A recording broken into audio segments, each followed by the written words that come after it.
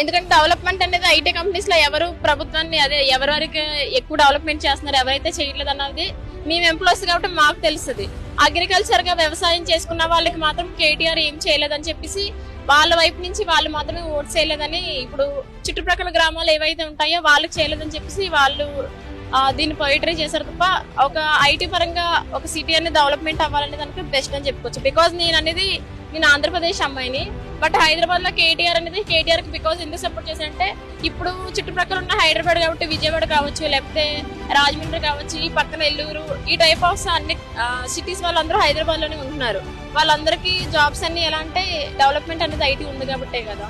ఒక ఫార్ములా అనేది పెట్టారంటే కనుక అది ఎప్పటికైనా యూజ్ అవ్వడానికి ప్రజలకు అనేదే కదా చేస్తారు. బయట తీసుకొచ్చి మరి అంత అమౌంట్ పెట్టారంటే కనుక ఎప్పుడొకప్పుడు యూజ్ అవుతుందని తప్ప అది స్పాయిల్ అవుతుంది, లేకపోతే వాళ్ళకి వ్యతిరేకంగా లేదంటే జనాల దగ్గర నుంచి దోష చేసుకోవాలని ఇలాంటి అయితే లేదు.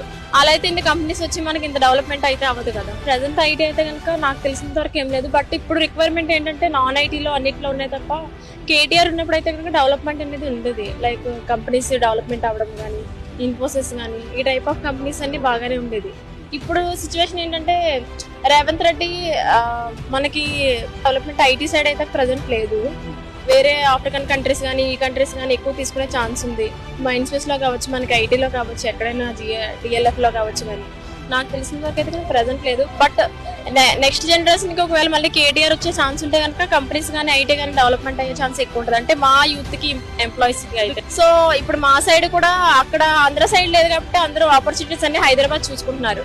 బట్ ఇప్పుడు కేటీఆర్ లేకపోవడం వల్ల కంపెనీస్ అన్ని డౌన్ అవ్వడం వల్ల ఇప్పుడు ఉండే ఐటీ కంపెనీస్ కూడా మాకు లేకుండా పోయినాయి.